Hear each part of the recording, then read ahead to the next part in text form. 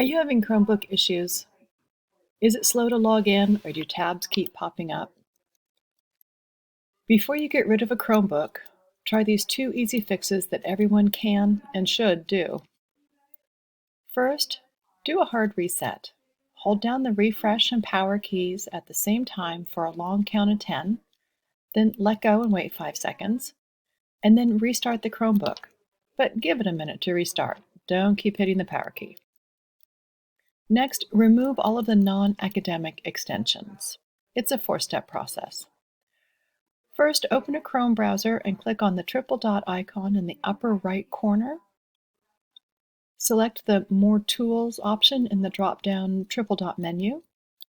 Select Extensions in the drop-down More Tools menu, and then select the Remove button for all non-academic extensions. They are resource hogs and will slow down the performance of your Chromebook almost to the point of being unusable.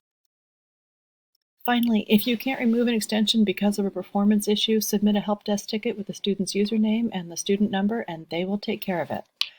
Good luck.